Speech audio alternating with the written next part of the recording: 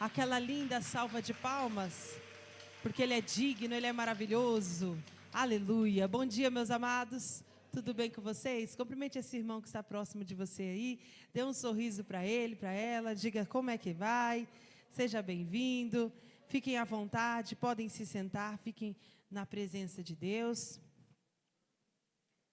Aleluia. Vamos já abrir a nossa Bíblia no Salmo 150.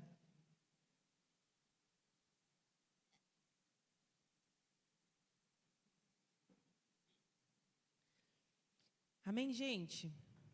Salmo 150, versículo 1. Você conhece esse salmo? A gente sempre fala sobre ele.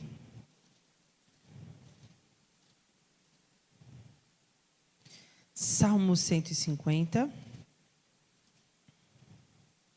versículo 1. É uma ordem, está escrito assim: louvai ao Senhor.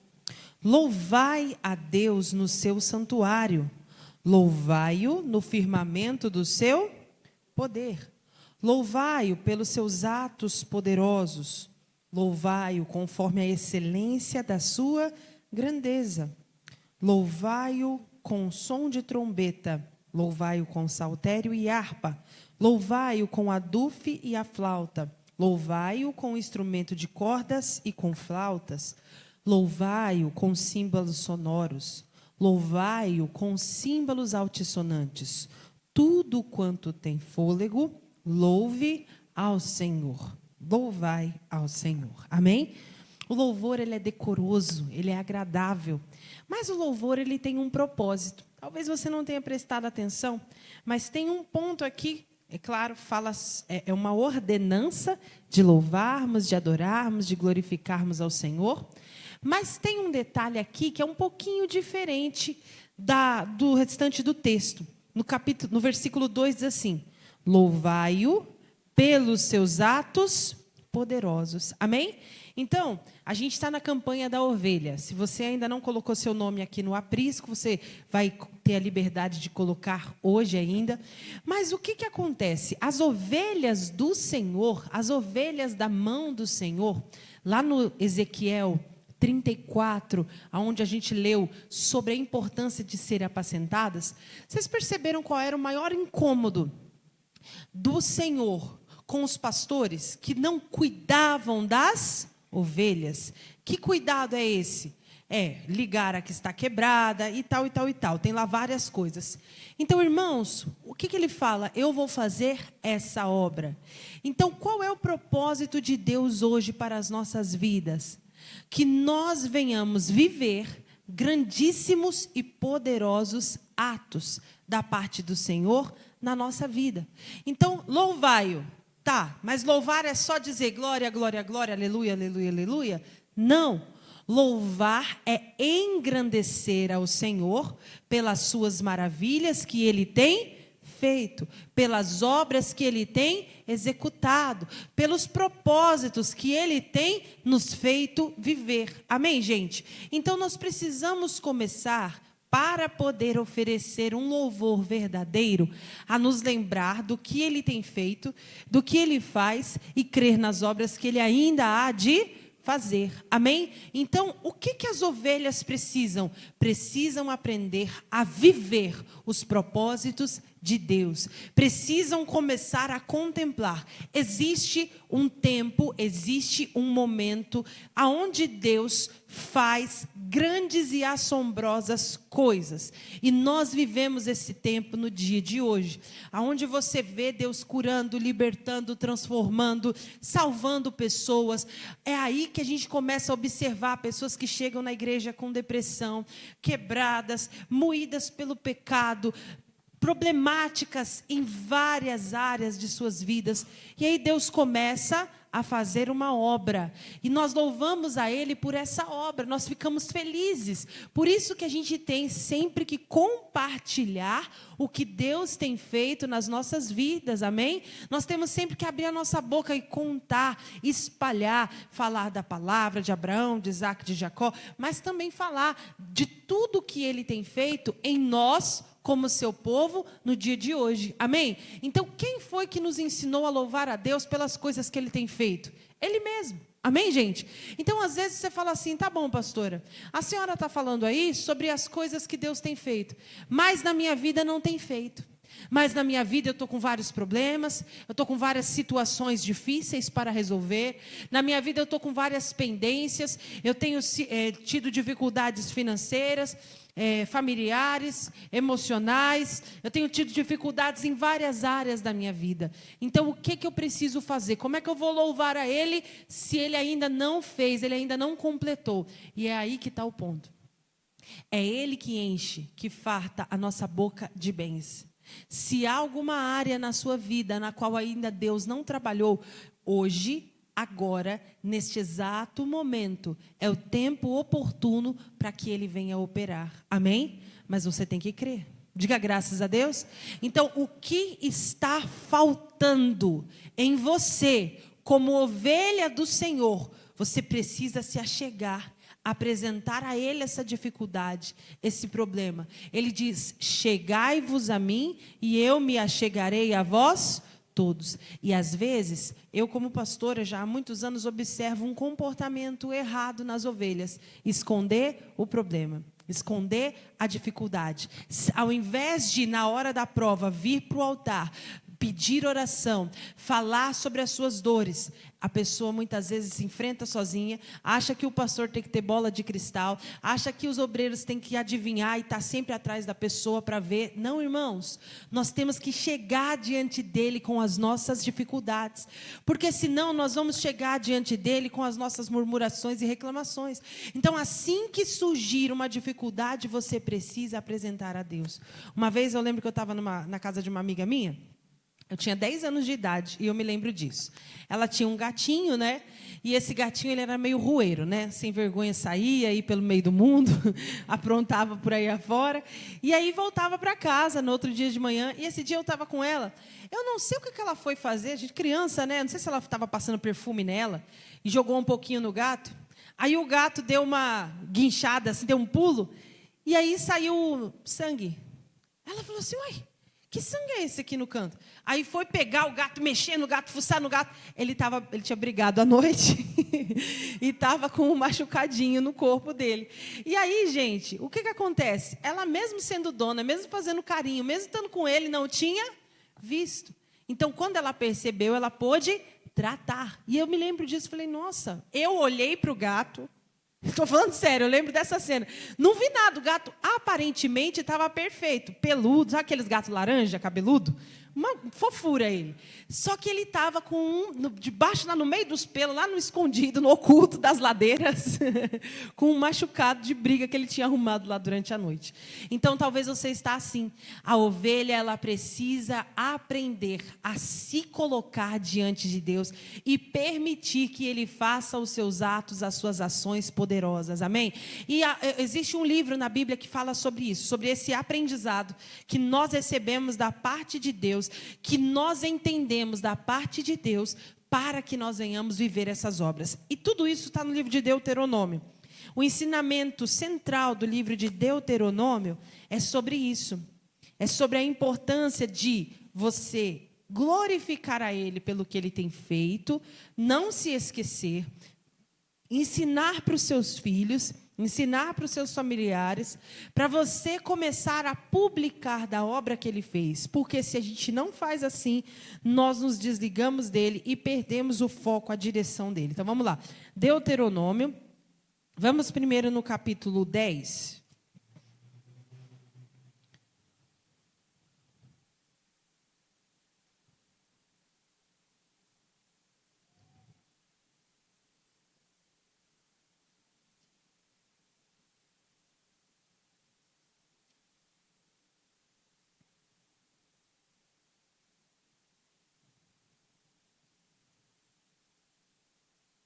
Dez não, vamos no 8.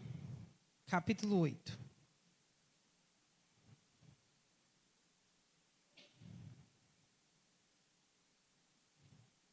Amém? Todo mundo achou? Deuteronômio.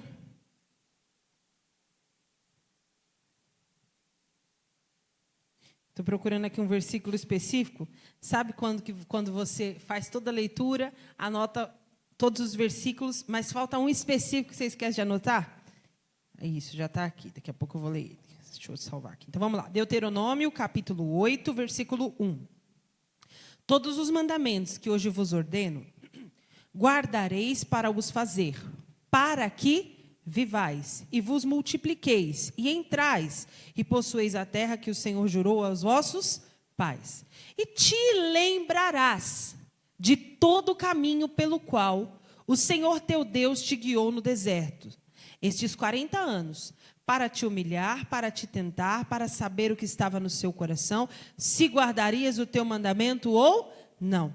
Ele te humilhou e te deixou ter fome, e te sustentou com o maná, que tu não conheceste, nem teus pais o conheceram, para te dar a entender que o homem não viverá só de pão, mas de tudo que sai da boca do Senhor, viverá o homem. Então, irmãos, nós não vamos viver apenas do pão. Nós não vamos viver apenas do mantimento físico, natural. Nós não vamos viver apenas de vestes. Nós vivemos, nós que somos de Deus, que somos guiados pelo Senhor. Deus está falando aqui, todas as provas que Ele permite que a gente venha passar, as humilhações, o sofrimento, as adversidades. Como que nós somos sustentados nesse momento? Pela palavra do Senhor. A sua palavra é o verdadeiro alimento para a nossa alma. Então eu pergunto para você, e você responda para você mesmo, quando você rasga nesses ímpetos de rebeldia, ao falar sobre as coisas que falta Deus fazer na sua vida, você tem se permitido ser sustentado pela palavra do Senhor? Você tem crido na palavra que Ele tem te dado? Ou você tem ignorado a palavra que Ele tem dado para você? Quando nós permanecemos nessa palavra, nós somos verdadeiramente alimentados. Então, o que Deus está falando? Atenção, presta atenção na ordem das coisas para você não se confundir. O povo de Deus, chamado descendência de Abraão, Isaque e Jacó, desceram ao Egito e foram escravizados. Amém, gente? Na sua escravidão, eles clamaram ao Senhor. Deus ouviu o seu clamor e desceu com mão forte e poderosa para os livrar. Naquele tempo, eles viveram coisas assombrosas, extraordinárias. As 10 pragas no Egito, que você conhece. Deus abriu o mar vermelho para que eles pudessem passar em terra seca. Entre outras coisas, amados. Grandes obras Deus fez por eles, neles e através. Amém? Diga graças a Deus. Então, atenção. Depois que essas obras foram realizadas, foram feitas, eles entraram pelo deserto. E ali era o momento deles mostrarem que eles tinham força, foco, fé, firmeza em Deus. Então, Deus fez tudo por eles. E na hora deles mostrarem a fidelidade deles para com o Senhor, eles não fizeram. Então, o que o ser humano ele é acostumado a fazer? É só na hora do venha a nós que a gente aceita. Mas na hora de servirmos o vosso reino, nós falhamos. Então nós temos que começar a ver onde é que está a nossa falha. E Deus falou, vocês passaram por muita coisa. E na hora do problema, vocês tinham que mostrar o quê? A fé que vocês tinham. A confiança que vocês aprenderam. É na prova que você é provado para ser aprovado. Então ele disse, vocês passaram por várias coisas para aprender que nem só de pão vocês vão viver, mas sim de toda a palavra. A palavra que sai da minha boca, que deveria sustentar vocês, que deveria manter vocês de pé. Não, eu estou crendo, Deus é comigo, Ele é a minha força, eu vou continuar confiando. Mas ao invés de fazer isso, o que a gente geralmente faz? Nós começamos a viver uma vida dando outros jeitos. Espera aí, eu estou com fome agora, Deus mandou eu esperar. Ele não me deu alimento, então eu vou buscar comida em outro lugar. Então, ao invés da gente confiar, ter paciência e se firmar, a gente, como diz o ditado lá no mundo, a gente tenta dar os nossos pulos. A gente se vira, não, eu vou fazer uma coisa errada aqui ali, porque eu estou com uma necessidade, eu preciso disso aqui. E aí, é aí que você desonra o Senhor, desagrada a Ele, atrapalha a obra que Ele tem na sua vida, porque existe um tempo de paciência que nós temos que aprender a suportar. Existe um tempo que Ele vai nos servir, mas Ele está nos chamando para que nós também sirvamos a Ele. E é nesse tempo que nós temos que louvá-lo pelas obras que Ele já fez. É nesse tempo que Ele tem que receber a nossa adoração e gratidão pelas maravilhas que Ele já operou. Mesmo que nesse tempo, agora você esteja numa luta, numa dificuldade, numa limitação, em um problema. Amém? Vocês estão entendendo em nome de Jesus? Então você não pode falhar com o seu Deus na hora da luta e tentar se desligar, se desviar pelo seu caminho, porque as coisas não estão indo da maneira que você gostaria. Ele está falando, nem só de pão viverá o homem, nem só de suprimentos humanos, naturais, que você será sustentado, mas sim de toda a palavra. Então ele diz, louvai ao Senhor. Louvai o quê? O Senhor pelas maravilhas que Ele tem feito.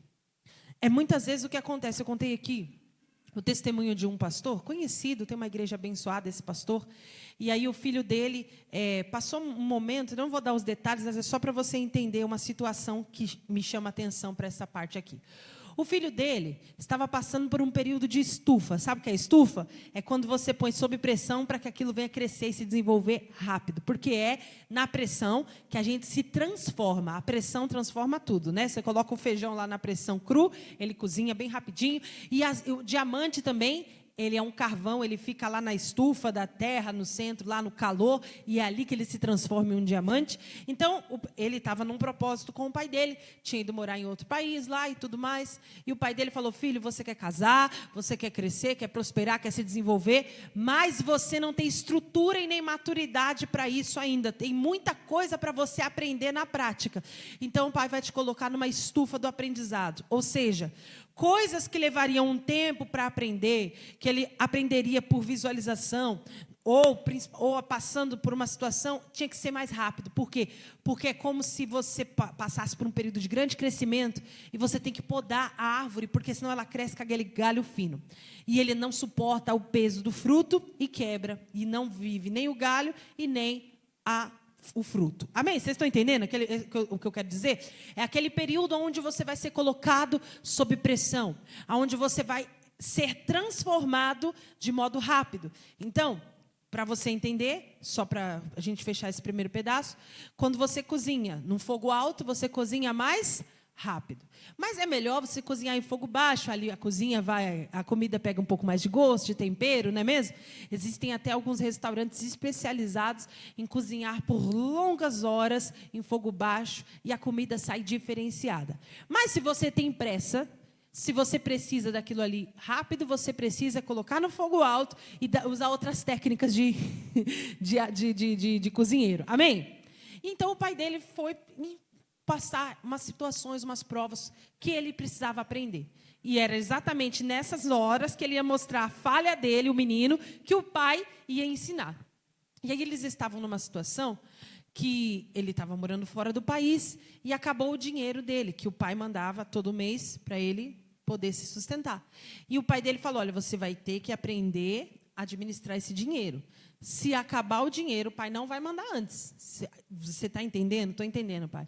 Então, você tem que aprender, já dá certinho a sua alimentação, o seu transporte, tal. Beleza. O dinheiro acabou antes do tempo. E o pai mandou o menino jejuar, gente. Vocês acreditam nisso? O menino falou assim que não acreditou. Aí, anos depois, né, ele jejuou, conheceu o poder de Deus. Deus levantou pessoas ali para poder suprir a necessidade dele, porque ele não tinha dinheiro. Foi sobrenatural o que o garoto viveu. Mas ele só pôde viver aquilo porque o pai não amoleceu. Se o pai desse o que ele precisava, ele nunca ia viver o sobrenatural de Deus. Então, irmãos, anos depois, né, o pai dele perguntou para o filho, ô filho, o que você achou naquela época que o pai fez aquilo com você? Fez você jejuar, passar dificuldade, não te ajudou, falou, não, você não cumpriu, por quê? Ele precisava ter maturidade, ter estrutura, crescimento, aprender, não apenas administrar. Mas o que o garoto precisava? Aprender a depender de Deus no milagre também. Porque Deus não tem netos, Deus só tem filhos. E às vezes nós estamos nos colocando, por isso que eu falei, você não tem que ficar bravo com a pastora, porque eu não deixei você colocar o nome de quem não é da igreja no aprisco, porque você é ovelha.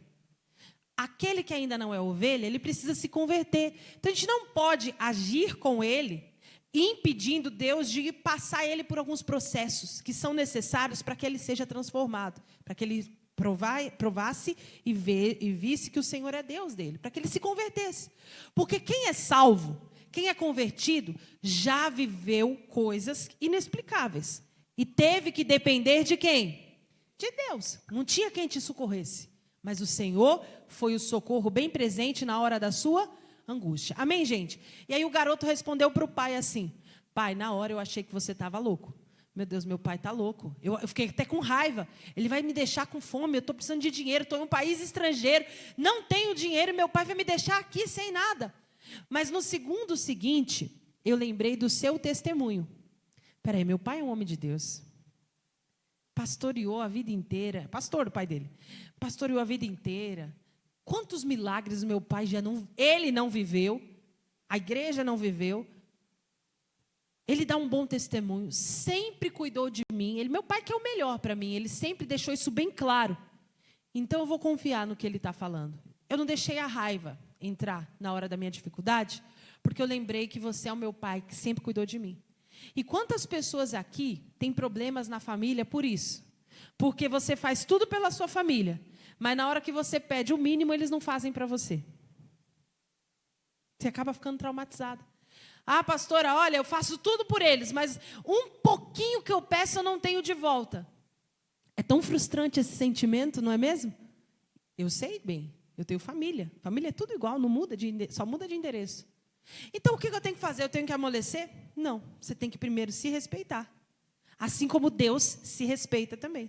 Se você está passando um momento onde você está sendo provado, você vai ter que ser aprovado. Ele não vai intervir no seu aprendizado. Ele vai te ensinar e te sustentar. Amém? E o menino conta, olha, depois o pai dele falou para ele, olha, você acha que eu nunca tive dificuldade financeira? Eu tenho sua mãe, 3 filhos, você. Vocês acham que todo o tempo da minha vida o meu bolso foi cheio de dinheiro? Não. Isso é mais comum do que você imagina. De você olhar para o seu bolso, não ter nem um centavo e falar, só recebo daqui 10 dias. E agora? Agora eu preciso depender de Deus. Então você não passou nada extraordinário que todo ser humano vivo que passa por uma prova já não tenha passado. Mas quem olhar para o pai vai falar o quê? Ele é mau. Ele deixou... Não. Ele está ensinando uma lição muito valiosa, que talvez você ainda não entendeu e ainda não viveu. Então, irmãos, o Senhor fala aqui no livro de Deuteronômio: eu levei vocês com mão forte, eu tirei vocês do Egito, eu abri o mar, eu fiz tudo, eu mostrei o meu poder. Então, vocês precisam me servir, continuar na minha presença, para que vocês entendam que nem só de pão, nem só com as 10 pragas, nem só com o mar vermelho, vocês vão viver. Vai ter momentos que vocês vão precisar viver somente com a minha palavra. E a Bíblia diz que a ovelha ouve a voz do seu pastor. Ele é o sumo pastor. Então, vamos lá, que eu falei para vocês no capítulo 10. É versículo 12 aqui. Agora, pois, ó Israel, que é que o Senhor teu Deus pede de ti? O que Deus está pedindo de nós? Senão que temas ao Senhor teu Deus, que andes em todos os seus caminhos e o ames, e o sirva ao Senhor teu Deus com todo o teu coração e com toda a tua alma. Então, o que Deus pede de nós? Que Ele primeiro não tenha feito. Então Deus chega para o seu povo e diz: eu vou fazer tudo para vocês. Vocês vão ter tudo que eu tenho para dar. Mas essa via tem que ser uma via de mão dupla. Porque quanto mais você cuida das coisas do Senhor, mais Ele cuida de você. Quando você dá para Deus tudo o que você tem de Deus para você tudo que é dele. Isso não é palavra de coaching. Isso aqui não estou preparando você para pedir oferta. Não.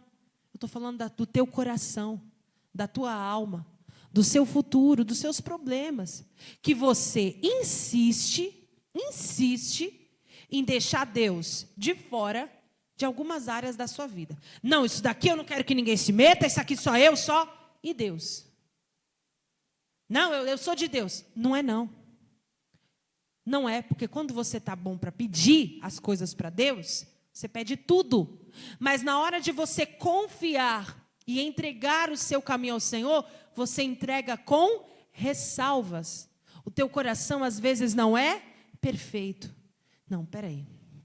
Eu tenho que resolver isso daqui, e eu não vou conseguir, então eu não vou conseguir esperar e confiar na palavra. A hora que Deus for fazer, eu já morri de fome. Então eu vou dar um jeito aqui, eu vou roubar, eu vou mentir, eu vou enganar, eu vou tirar um desse, enfiar no bolso, aí na hora que eu precisar eu lembro dele. Está repreendido, em nome de Jesus. Confia no Senhor. Ele continua sendo Deus, Ele continua sendo bom, mas nós somos ovelhas do seu pasto, do seu rebanho. A sua confiança, ou ela é inteira, ou ela não existe. O missionário ontem estava pregando sobre um rei que serviu ao Senhor, mas não com o coração perfeito. Então ele obedecia à lei, mas do jeito dele. Assim como também o Saul fazia. Todas essas pessoas na Bíblia e na vida real, elas são pessoas que têm sérios problemas. Então, irmãos, ou você serve a Deus, se lança nas mãos dele, confia nele, ou você vai continuar pendurado sempre com a corda pela metade. Deus não quer que você viva assim. Ah, pastora, mas eu tenho que fazer. Vamos ver aqui o capítulo 11 para você ver um negócio interessante. Capítulo 11.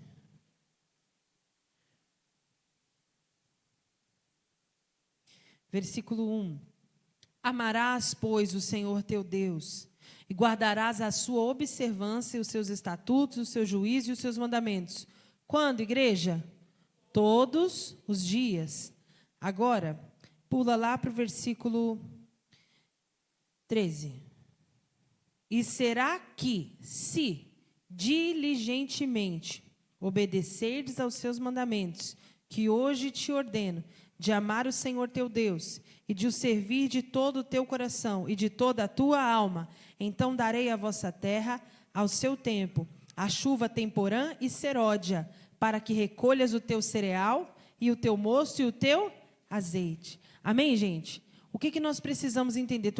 Vou procurar aqui outro versículo específico que fala sobre isso. Nós precisamos entender que quando nós confiamos em Deus e nós depositamos a nossa fé, andamos com diligência, com sabedoria, com confiança, é para a nossa própria proteção, é para o nosso bem. E aqui a palavra de Deus diz o quê? Quando você guarda, quando você confia, quando você está no centro da vontade dele, ele manda a chuva, o sustento, do jeito certo. Vocês lembram da palavra que eu preguei sobre Joel? Quem lembra? Diga amém. Lá no livro de Joel ele diz que ele iria enviar o trigo, o mosto e o azeite. Amém? O trigo faz o quê? O pão. O mosto é o vinho novo. Então com ele você começa a se alegrar, você prepara o vinho. E o azeite você faz a luz, a iluminação e outras coisas. Ou seja, Deus não dá a coisa pronta, mas Deus te dá o recurso para você chegar lá. Amém? Todo mundo sabe disso? Mosto é vinho novo, não fermentado. É aquele suco doce que sai da fruta assim que você espreme. Com ele você pode preparar várias receitas. Amém? Deus está vivificando essa mesma palavra nos nossos corações aqui no versículo 14. Quando você serve a Ele de todo o seu coração, quando você confia nele de todo o seu coração, diz a palavra aqui, ó, que Ele manda a chuva, e aí você recolhe o seu cereal, que é o trigo, e o seu mosto e o seu azeite. E aí Ele vai suprir as vossas necessidades. E o versículo 16 diz o seguinte: guardai-vos que o vosso coração não se engane. As concupiscências do engano têm atrapalhado muitas pessoas de servirem a Deus. E vos desvieis e sirvais a outros deuses e vos inclineis perante eles. Ninguém vai servir a Satanás hoje em dia. no sentido literal, se você está na igreja. Não, está amarrado, eu não sirvo outras religiões, eu não me inclino a outros deuses, eu não tenho imagem, eu não tenho estátua de nada. Maravilha. Mas servir aos outros deuses, a idolatria, não se resume apenas a isso. Quando você coloca outras coisas em primazia do que o Senhor, você está sendo idólatra. Quando você coloca as suas necessidades na frente da sua confiança, você não está servindo ao Senhor, você está servindo o seu próprio ventre. Vocês estão entendendo em nome de Jesus? Então você precisa observar e tirar esse coração dividido e pedir a Deus, coloca um coração inteiro. Eu achei que o versículo que eu falei que eu ia pegar é o 10, 13. Era só eu ter lido mais um aqui que faltou, porque quando a gente lê em 2, 3 Bíblias diferentes, eu faço estudo com várias Bíblias, a gente anota uma coisa nenhuma, outra nem outra. Para guardar os seus mandamentos do Senhor e os seus estatutos que hoje te ordeno para o teu. Então, para que nós guardamos os mandamentos do Senhor e o amamos de todo o nosso coração? Para o nosso próprio bem. Pastora, mas Deus vai querer que eu sirva a Ele, vai dizer que é para o meu bem? Sim. Os benefícios que Ele tem feito, se você quiser continuar usufruindo, você vai ter que guardar os mandamentos dEle. Porque é você que vai usufruir, é você que vai viver. É em você que Ele quer mostrar a glória e o poder dEle. Irmãos, olhe para mim. Toda pessoa que acaba sentindo ingratidão de outro, toda pessoa que acaba passando um momento onde ela se sente besta por ter ajudado, por ter estendido a mão, por ter feito pelo outro o que ele não tem recebido em troca, toda pessoa que passa essa fase, sabe o que ela vai fazer? Ela vai fechar o coração. Fecha ou não fecha? Fecha. Não, eu fiz a vida inteira, agora também não faço mais. Não, eu ajudei sempre, agora acabou, cessou, parei de ser besta. Deus não quer que você passe por isso. Ele manda você vigiar e se guardar. Agora vamos, como diz o ditado, pimenta nos olhos dos outros é refresco, né? Agora vamos inverter. Vamos colocar o Senhor nessa posição que eu falei sobre você. De sempre dar e nunca receber. Deus não é como nós, que fecha o coração, que se revolta, se rebela contra nós. Não. Então, onde é que está o problema? A graça dele continua a mesma. A bênção dele continua abundante. O problema é que quando você não está mais no caminho, você não tem como chegar até ele. O caminho é estreito, a porta é apertada, mas ela conduz ao quê? A vida. Então, quando você guarda os mandamentos, você se preserva, conseguindo continuar a ter acesso ao que Deus tem para a sua vida. Diga graças a Deus. Então é você que decide se você vai ser ovelha ou se você vai ser outra coisa. Se você vai continuar obedecendo, mesmo no momento de dificuldade, ou se você vai sair do caminho para se desviar, para se revoltar, para se entristecer e se perder. É o que está escrito aqui no versículo 13. Guardei os seus mandamentos que eu te ordeno para o teu bem. É para o seu bem. Mas a maioria das pessoas não entendem isso. É como você cuidar de um filho que muitas vezes está numa fase meio rebelde, meio revoltado. Você fala para ele, é para o seu bem. Eu não quero esse bem, eu não quero saber. Mas ele cresce. Quem nunca fez isso aqui, né? Quem não lembra alguma vez na adolescência que o pai e a mãe falavam e você não queria ouvir? Aí depois que você cresceu, você fala assim, misericórdia. Minha mãe e meu pai estavam certo. É assim que nós somos. Quando a gente passa, quando é conosco, aí nós vamos fazer o quê? Vamos compreender. Então o segredo está em guardar a palavra. E aqui está que a gente vai encerrar essa mensagem em Mateus, capítulo 13. Vamos lá. Mateus, capítulo 13. Pastora, mas tem gente que não desperta. A pessoa, ela sofre, aí ela busca. E aí depois ela se desliga. Presta atenção em Mateus, capítulo 13. Eu amo essa parábola, gente. Para mim, é a parábola, para nós, na atualidade, mais importante da Bíblia. Se você quiser escolher uma palavra, presta atenção aqui na pastora. Se fosse para eu escolher hoje uma palavra, pastora, escolhe aí uma palavra para você sempre pregar em todo lugar que você for. Escolhe aí uma palavra que que é aquela que vai realmente fazer a diferença na vida do povo. Uma palavra para eu ler todo dia, para eu não me esquecer. Pastora, me mostra uma mensagem que eu poderia ler durante 40 anos, que vai me fazer permanecer na presença de Deus. Sem sombra de dúvida nenhuma, é essa, a parábola do semeador. Ela é extraordinária, num nível assim que a gente não compreende até a gente pôr em prática. Jesus conta que o semeador saiu a semear e espalhou semente em todos os lugares. Só que uma parte da semente caiu numa terra cheia de espinhos, outras na terra com pedras, outra a semente caiu à beira do caminho. E cada uma dessas sementes tiveram um destino triste, porque elas não conseguiram brotar, crescer e frutificar. Por quê? Em uma, os espinhos a sufocaram. Na outra, as pedras impediram ela de criar raiz, o sol queimou. Na outra, caiu à beira do caminho, a ave do campo viu e arrebatou. E aí Jesus, ele revela que a semente é a palavra dele, que muitas vezes não tem frutificado nos nossos corações por 1000 motivos. E para mim, a parte mais extraordinária é quando Jesus fala sobre os cuidados dessa vida que sufocam a semente. Se você puder ler essa palavra todo dia, você nunca vai se desviar. Todo dia. Se você pudesse lembrar dessa palavra todos os dias, você nunca vai permitir que essa palavra não floresça, não brote, porque você vai cuidar do terreno, que é a terra do seu coração. A palavra está sendo ministrada.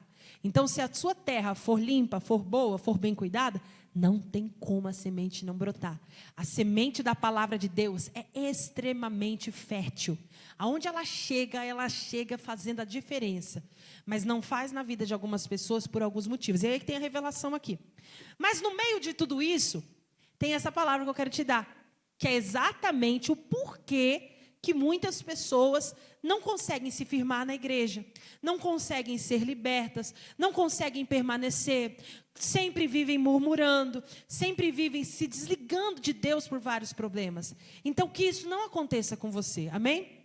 Mateus 13:13, Jesus explica aqui. 13:13. Por isso lhes falo por parábolas, porque eles, vendo, não veem, e ouvindo, não ouvem. E que mais? Nem compreendem. Então, olha aqui para mim. Já ouviu a frase que diz: a pessoa só dá valor depois que perde? Porque enquanto ela tem, não faz falta. Então, a pessoa é casada. O marido ou a esposa faz tudo por o outro. Só que perfeito é Jesus. Então, vamos dizer que ele não está numa fase boa e falha com você em alguma coisa. Não estou falando de pecado, você tem que aceitar sujeira nem violência, nada disso. Mas acaba que a pessoa se desliga um do outro. E aí ela não faz mais por ele que tinha que fazer. O que acontece? A pessoa vai sentir falta. Não pense você, quando eu divorciar dessa pessoa e casar com outra, eu vou ser feliz. Você não vai, sabe por quê? Porque o que essa pessoa faz por você, você não tem falta, você vai ver o quanto é importante se você não tiver. Assim é com Deus. Então a gente nunca vê os benefícios de vir à igreja todo dia, até a gente parar de vir. A gente nunca vê os benefícios porque nós já estamos acostumados. É a mesma coisa que você ir para a academia, né? Quem é que faz exercício?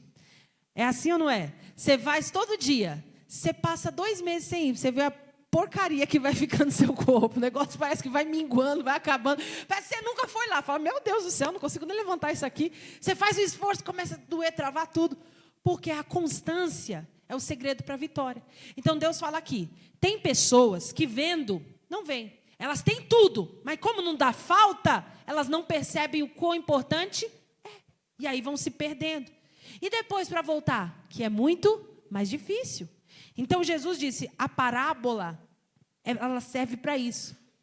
Porque se fala abertamente, é como se você estivesse jogando na cara, e Deus não joga nada na sua cara. Amém? Deus não vai jogar nada na sua cara. Ele não vai falar assim, mas também quando você precisou, olha, mas lembra daquela madrugada, você estava chorando, o Espírito Santo estava lá, enxuguei as suas lágrimas. Ele não vai jogar na sua cara, jamais. Mas as coisas acontecem muitas vezes por parábolas. E vamos seguindo que o versículo principal é o 14. E neles se cumpre a profecia de Isaías, que diz, ouvindo ouvireis, mas não compreendereis. E vendo vereis, mas não percebereis. Agora o 15. Porque o coração deste povo está endurecido.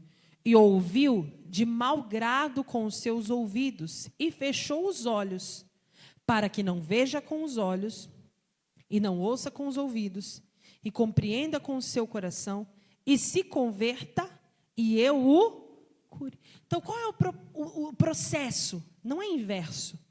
O processo ele é igual com todos nós. Nenhum de nós está fora desse processo. Nós nos achegamos a Deus com necessidades, com situações. Deus mostra o poder dele. E nós muitas vezes passamos aquele período que temos que confiar e lembrar das coisas que ele fez, continuar louvando pela obra que ele já realizou. Amém? Diga graças a Deus.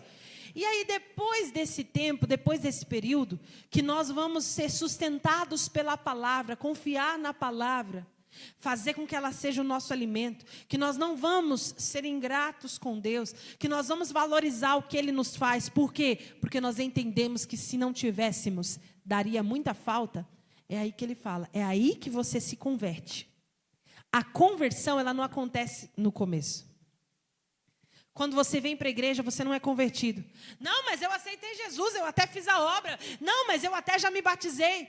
Talvez você já fez tudo isso. Não fique chateado com a pastora, não, que essa palavra é para todos nós. Talvez você já fez tudo isso, mas você não é convertido ainda. Você ainda assiste pornografia, você ainda pega o que não é seu, você ainda investe naquilo que não é santo, você ainda se envolve com coisas sujas, você ainda faz um monte de coisa errada. Mas o que acontece na sua vida? Quando Deus não faz alguma coisa, você murmura. Então a conversão não está aí. A conversão ela está depois que você vence o pecado. Quando você olha para aquilo que era o teu pecado de estimação, para aquilo que te tira a sua santidade, e você não cede mais aquilo ali. Quando você não cede mais aquilo ali, você está começando a se converter. Lembra do Pedro? Pedro estava com Jesus 24 horas por dia. E Jesus teve um momento que olhou para a cara dele e falou assim: Pedro, quando você se converter, confirma a teus irmãos. Ou seja, ele não era ainda convertido. Então a conversão ela se dá quando a gente persevera, permanece. Quando passamos por situações difíceis e não paramos, não cedemos. Quando vemos até mesmo alguns escândalos na igreja e não nos esfriamos na fé, porque sabemos que a salvação ela é individual e que se aquela pessoa está se perdendo e desviando os outros, ela não pode atrapalhar a sua salvação, o seu propósito com Deus. Irmãos, isso é muito forte. É aí que está a nossa verdadeira conversão. Lembra do versículo? Vinde a mim, todos os que estáis cansados e oprimidos. O que diz em seguida? E eu vos alívio. Quando você tem um alívio, você teve a resolução do seu problema? Não. Alívio é alívio. Aí ele continua: tomai sobre vós o meu jugo e aprendei de mim, que sou manso e humilde de... E aí sim, no final do versículo diz o quê? E encontrareis o descanso para as vossas... O que você prefere, um alívio ou o descanso? O que é melhor, o alívio ou o descanso? Descanso. Mas a gente precisa do alívio, porque sem o alívio a gente fica muito cansado. E se a gente não descansar, a gente desiste. Então Deus quer nos aliviar para termos força de perseverar, para que a gente possa entrar no seu descanso. Diga graças a Deus. Então Deus está falando aqui. Muitas pessoas estão ouvindo, mas não ouvem. Vendo, mas não enxergam. Escutam, mas não recebem no coração. Porque se recebessem, se converteriam e eu ia fazer a obra completa. Eu os curaria. Agora para você que está aqui. 16. Mas bem-aventurados os vossos olhos, porque veem. E os vossos ouvidos, porque ouvem. Porque em verdade vos digo que muitos profetas e justos desejaram ver o que vós vedes e não ouviram, e ouvir o que vós ouvis e não o ouviram. Escutai vós, pois, a parábola do semeador. Aí ele vem explicando aqui e começa uma grande obra na vida desse povo. Diga graças a Deus. Vamos voltar onde a gente começou, gente? Quem lembra? Salmo 150. Salmo 150. Eu ainda vou dar um bônus para você. Diga glória a Deus. Salmo 150, versículo 2. Quando você se sentir fraco, quando você se sentir caído, quando você se sentir desamparado, lembre-se, você não é fraco, você não caiu e você não está só. Você só está sentindo isso, mas você não é isso que você sente. Então, o que você faz? Versículo 1 e 2. Louvai ao Senhor. Louvai a Deus no seu... Vem para a igreja. Vem buscar. Louvai-o no firmamento do seu poder. Louvai-o pelos seus atos poderosos. Lembra do que ele já fez. E o bônus, Isaías 25:1, para a gente poder orar.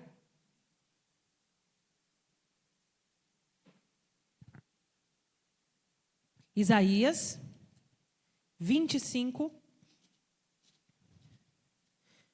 versículo 1. Amém? Ó Senhor, Tu és o meu Deus, exaltar-te-ei e louvarei o Teu nome. Por que, igreja? Porque fizestes maravilhas e os Teus conselhos antigos são verdade e firmeza. Vamos louvar a Ele em nome de Jesus? Coloquem-se todos de pé, por favor.